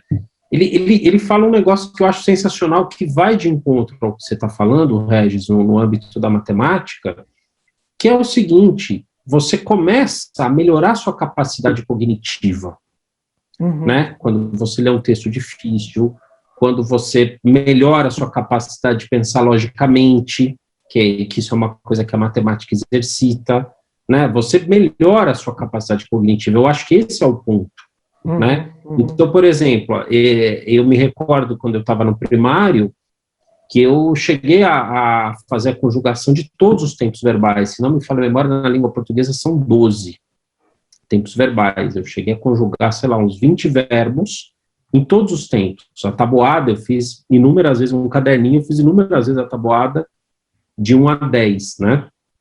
Mas é o que acontece. Eu praticamente, eu acho que eu nunca usei os 12 tempos verbais da língua portuguesa, mas isso melhora a sua capacidade, né? Então, isso eu acho que vai de encontro. Às vezes é meio que assim, né? Então, você precisa fazer... que às vezes o exercício ele pode ser até um pouco maçante, mas isso vai melhorar a sua capacidade cognitiva. É isso só que eu queria comentar, tá? Desculpa, acho que eu falei demais. Exato, de acordo. Vou até, não sei como que a gente está em tempo, fazer um comentário. Pode falar, sem problema. Por exemplo, tem uma coisa que eu gosto de, enfim, quando vou dar palestras aí, é o seguinte, o mundo que eu nasci, você olha para mim e você fala, olha, o cara nem é tão velho assim, mas o mundo que eu nasci é um mundo que já não tem mais nada a ver com o mundo de hoje. Não tem mais nada a ver, o mundo não tem nada... Quando eu nasci, não tinha nem, para efeitos práticos, assim, não tinha nem internet quando eu nasci. Hoje em dia, se forem dar cálculo, os alunos estão... Bom, primeiro que na pandemia... Olha só, na pandemia as aulas continuaram. Não entrando agora no mérito da questão, mas a gente está dando aula, os alunos estão aí. Veja, a gente consegue se comunicar, tá todo mundo em um monte de lugar diferente. Que mundo é esse, né? Hoje em dia você vai dar um curso de cálculo, os alunos já colocam a função... Por exemplo, quando eu fiz um curso de cálculo, né, ninguém tinha celular. Para efeitos práticos não tinha smartphone e tal. Hoje em dia todo mundo tem smartphone, aí se você esboçar alguma função, se você fizer um gráfico meio errado lá, os alunos vão corrigir. Não, professor, põe assim, põe assado, porque a galera já põe lá e pronto. Estamos aqui na pandemia, tu liga para alguém vir entregar comida para ti, né? Tu quer ir para algum lugar e tu liga, o aplicativo te leva para algum lugar. O mundo de hoje é monstruosamente diferente do mundo que eu nasci. Muito diferente. Eu cheguei, nem fui eu, foi minha mãe que escreveu, mas eu cheguei a entregar uma vez uma coisa que o pessoal mais novo nem sabe do que eu estou falando. Eu cheguei a entregar um trabalho na escola datilografado. Datilografado é uma impressora, impressora que imprime ao vivo, assim. Você vai digitando, ela já vai imprimindo ali. É live de impressora. Pronto, live de impressora. E aí a galera, de, sei lá, alguns anos atrás, pô, tu quer ter futuro na tua vida? Vai fazer um curso de datilografia, meu. Vai ser datilógrafo, tá com a vida ganha, vai... não existe, não, ninguém nem sabe o que é datilografia, sabe? A galera da Kodak é um outro exemplo mega clássico. A galera da Kodak, alguém chegou lá, essa é uma história famosa, alguém chegou e falou, ó, bora entrar nisso aí né, essencialmente, foto digital, né? Cara, a Kodak, exemplo de inovação, de empresa inovadora. Aí, sei lá, os caras, os que mandam, chegaram e falaram, não faz o menor sentido, ninguém vai... A galera quer ter foto impressa, né? Ninguém, não faz o menor sentido você ter foto em algum lugar assim, né? Tu não ter a foto... Quebrou, né? Explodiu, Kodak explodiu. Tá, qual que é a lição? A lição é o seguinte, o mundo, ele tá mudando exponencialmente. Eu não sei até quando que vai ter uma mudança, mas o mundo, ele muda. Então, percebam, gente, o mundo que eu nasci, tá? Eu tô falando do mundo, eu não tô falando alguma coisa específica. O mundo que eu nasci é muito diferente do mundo de hoje. Isso quer dizer o quê? Que o mundo, tudo indica que o mundo, em breve também vai ser muito diferente de hoje. E aí a pergunta é, como é que você se prepara para esse futuro que tu não tem a menor ideia de como que será? Então, assim, a questão é, o que a gente está ensinando? Então, de novo, aí eu volto em tudo que eu falei o tempo todo. Não é muito a questão do que a gente está aprendendo, mas é como a gente aprende. A informação não é mais um problema. Quer dizer, o acesso à informação. Hoje, qual que é o problema? É informação demais, né? O que a gente precisa lidar é com essa quantidade de dados, né? Esse é o problema. Se você for ver, falando de eleições, Brasil e mundo, o problema não é que estão restringindo a gente informações. A gente consegue acessar as informações boas. O problema é a quantidade de informação lixo que se coloca, né? Então perceba, é a questão de como que é para se lidar com as coisas. Beleza, então bora lá da história. Como é que a gente se prepara para alguma coisa que a gente não tem a menor noção de como que vai ser?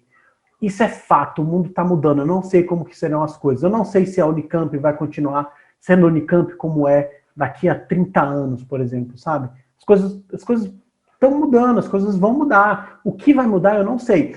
E aí, como que você se prepara? No fim das contas, gente, o futuro vai chegar para todo mundo e vai ser uma coisa meio impiedosa. Vai ficar quem consegue se adaptar, né? Para o bem ou para o mal, é para quem consegue se adaptar. E como é que você se adapta? Você precisa aprender a pensar, aprender a lidar com os desafios. Então, por exemplo, olha, a solução para o futuro é todo mundo tem que aprender a programar.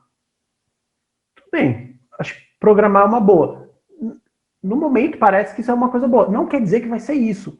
Então, de novo, nós não sabemos o que vai ser o futuro. Então, mais do que você se dedicar a alguma coisa específica, é importante tu se dedicar, óbvio. Mas, de novo, sempre tenha em mente a maneira que tu aprende as coisas, sabe? Então, de novo, a maneira que a gente ensina... Aí, falando especificamente da matemática, mas é bem geral, né? A maneira que a gente ensina matemática...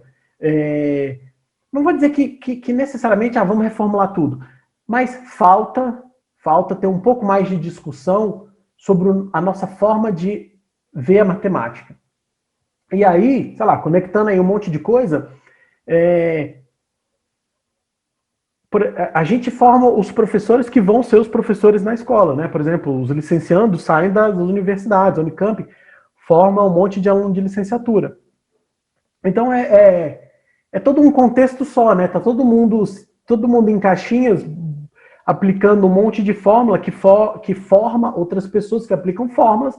A gente tá meio nisso aí, né? A gente tá sei lá, né? Nessa produção em massa, assim. Eu não tenho sugestões para mudar o ensino. O que eu gosto sempre de falar é o seguinte: o que eu consigo sugerir é a gente, pelo menos, dado com o que você tem, fazer uma reflexão você. E aí é como você lida com as coisas. Então, como que eu falei, beleza, o teu curso é aquele curso. Não vamos, quer dizer, você pode lutar para reclamar, blá, blá, blá. Mas aí, do ponto de vista prático, dado que você tem, dado aquele curso de álgebra linear que você vai fazer, dentro do que é possível você fazer, a minha sugestão é, veja as coisas com um novo olhar, sabe? Com um olhar genuíno de aprendizado, porque assim, é isso que também vai dar sentido à tua vida, né? E de novo, o futuro é uma coisa muito incerta. Beleza. Gente, eu vou ser estraga prazer. Infelizmente, nosso tempo tá no limite. A conversa tá uma delícia mesmo. Né? Nossa, super assunto legal. Então, Regis, te agradecer de novo pelo bate-papo, tá muito legal, muito legal. A gente tá aprendendo um monte aqui com você. Então queria, para meio que, para a gente se encaminhar para o final, queria te pedir uma ou algumas referências que você possa passar sobre alguns dos assuntos que a gente tratou hoje, para quem está assistindo procurar, ler, procurar saber um pouco mais. Tá. Vou fazer algumas divulgações de matemática, né? Tudo mais, eu pensei mais voltado na matemática. Aí eu tinha separado aqui, ó. Então, ó, tem um livrinho que é... se você quiser ser mais pomposo, o nome é Romance Gráfico. Eu diria que é tipo um gibi, assim, né? Chama Logicomix. Lógico é de lógica mesmo. E assim, esse livrinho você pode dar para qualquer pessoa, todo mundo vai curtir, é fácil ler, rápido ler, super divertido. Ele é sobre o Russell, Bertrand Russell, que ele... Talvez até o subtítulo eu não anotei, deve chamar Em Busca da Verdade, alguma coisa assim. Mas enfim, o Russell é um cara que estava, estudando aí os que a gente chama assim, os fundamentos da matemática. E aí o livro trata um pouquinho disso, aparece lá o Frege também. Eu digo isso porque o Frege é um cara que está ligado a matemática como uma linguagem. Enfim, não vou me estender. Logicomix, super bacana, indico para todo mundo. Aí eu anotei aqui também, nós temos no Brasil um mega clássico, meio redundante falar mega clássico, porque é clássico. O livro é O Homem que Calculava do Malbataan, sabe? Então, essa é uma indicação genérica, eu acho assim, ó, você tem... Essa indicação ela é muito boa, assim, olha, tem lá aquela menina, aquele menino que está na escola, sabe? Ele gosta de matemática, ela gosta de ciência, sei lá o quê. Dá para aquela pessoa lá. É uma ótima indicação, porque, enfim, é de um viajante aí, ele fica interagindo com as pessoas e fica falando de probleminhas de matemática, coisinhas interessantes. Então, muito bacana. Eu anotei um outro aqui, que é O Andar do Bêbado também. É super legal, fala de aleatoriedade, etc. Como a gente já fez, como sempre aparece pelo menos alguma menção a cálculo, aí eu pensei aqui, tem um livro que chama Infinitesimal, que é sobre a história do cálculo. O cálculo é uma coisa super interessante também, é um livro muito legal. Eu ia dar essas sugestões de livro, mas aí, quando o Carlos comentou, olha, dá uma sugestão aí dos temas que a gente falou, eu vou adicionar uma sugestão que chama O Pensamento Matemático, é o nome do livro, O Pensamento Matemático, muito bacana, vale a pena, tem muitas coisas ali, tem muita pegada aqui do que eu cheguei a comentar aqui. E aí eu pensei, para diversificar, sugerir 2 filmes. Um filme, e aí filme de ponto de vista de matemática, tem um filme que chama A Prova. É A Prova, e aí, por que tem muitos anos que eu vi esse filme, tá? Eu lembro que eu gostei do filme, mas eu lembro que e aí, estou sugerindo, porque eu me lembro que uma coisa que eu achei legal do filme é que ele retrata fazer matemática de uma maneira mais real. E A Prova tem a ver com uma prova matemática mesmo. E aí é muito simpático. Então é um filme... E aí é um filme que tem uma história, é um filme bacana, sabe? E aí uma outra sugestão de filme mais recente é O Homem que Viu o Infinito, que é do Ramanujan, sobre o Ramanujan. Ramanujan é um cara que, assim, ele é muito intrigante para mim. O filme não lida com a parte que eu acho mais intrigante, mas é meio, vamos colocar assim, meio filosófica essa parte, que assim, o que leva uma pessoa como Ramanujan a se interessar de fato por matemática, porque, enfim, mas o filme ele já trata do momento que ele vai para Cambridge, então pega uma outra fase, mas o Ramanujan é um cara, comentando aqui, que me intriga. E aí eu queria fazer uma sugestão de uma música, a música é em inglês, é de um grupo, o grupo, acho que eles existiram por um pouco tempo, assim. Eles eram alunos da Northwestern, uma universidade que é ali na redondeza de Chicago.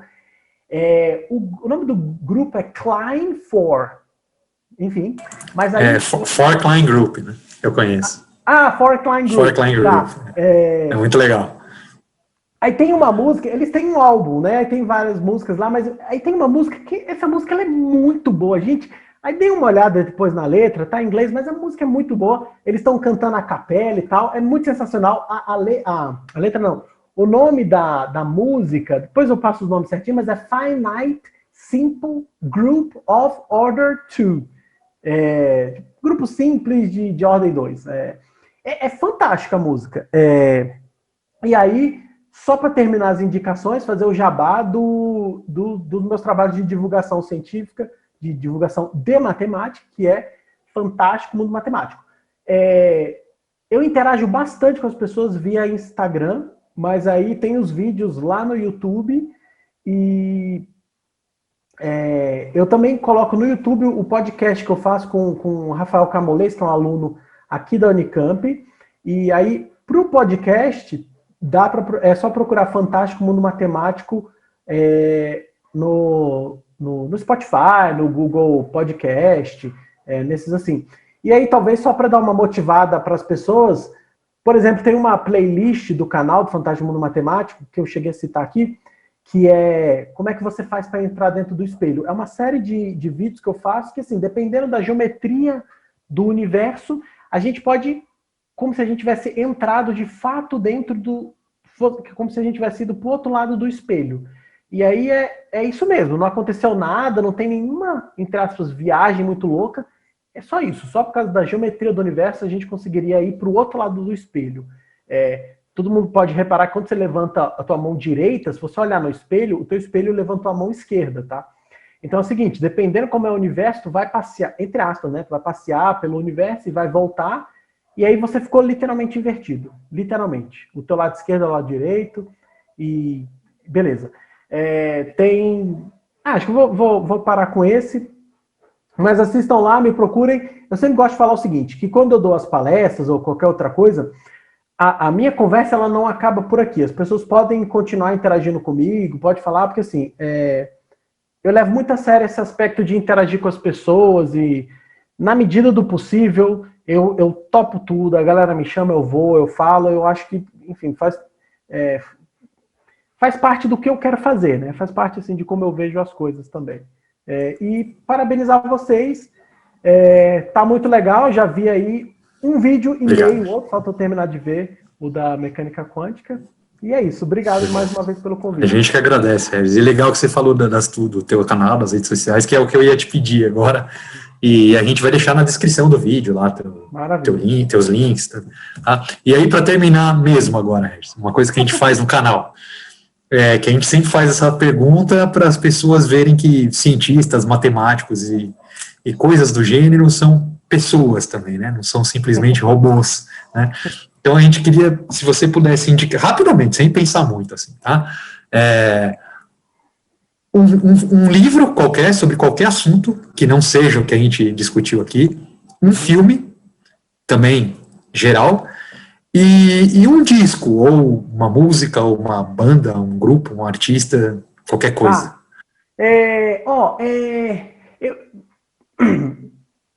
De música, eu vou dar rapidamente duas indicações. Tem um cara que chama Rafael Castro, ele tem músicas muito legais, muito legais. E aí, para dar uma outra coisa que, para quem tiver o coração um pouco mais valente aí, por diversas razões eu acho eles muito bons, é uma música um pouco mais agressiva, chama Facção Central, é um grupo de rap. Enfim, rap, é mais casca grossa. Beleza. De livro, você sabe que quando Eu poderia indicar genericamente um cara que eu descobri depois, e por diversas razões eu fiquei muito fã dele, que é o Machado de Assis. Mas eu acho que...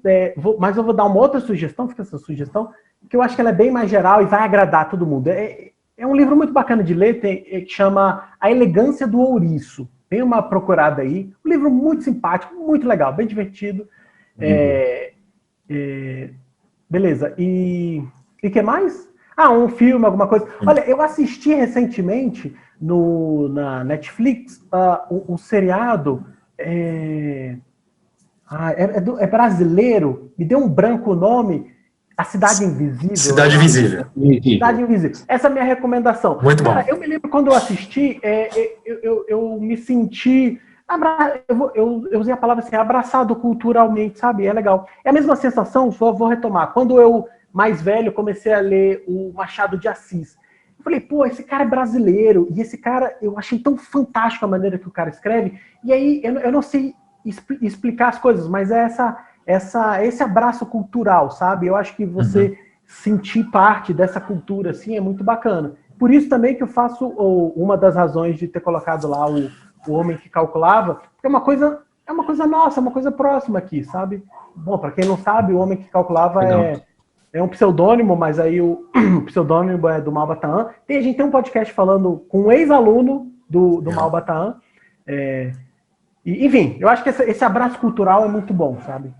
Legal. É isso. Legal, Regis. Obrigado pelas indicações. Novamente, obrigado pelo bate-papo. Tá? Sara, Rodolfo, obrigado pelo companheirismo e as perguntas. Tá? Eu acho que a gente vai encerrando, então. Tá ok? Então, gente, obrigado.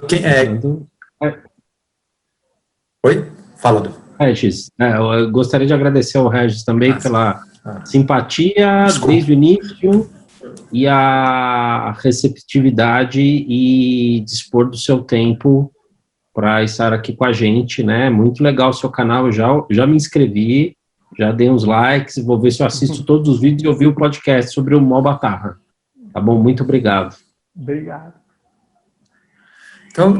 Então, galera, só para deixar o recado final, se inscrevam no canal, curtam, compartilhem, nos sigam, blá, blá, blá, que eu nunca lembro o que é para falar. Nunca lembro. Ajuda aí. Ajuda aí, procurem o canal do Regis, que também é muito legal. Eu sigo faz uns 2 anos já assisti um monte de coisa, é muito legal. Tá bom, gente? Então, obrigado. Fiquem bem, pessoal. Tchau, tchau. Valeu. Tchau, tchau.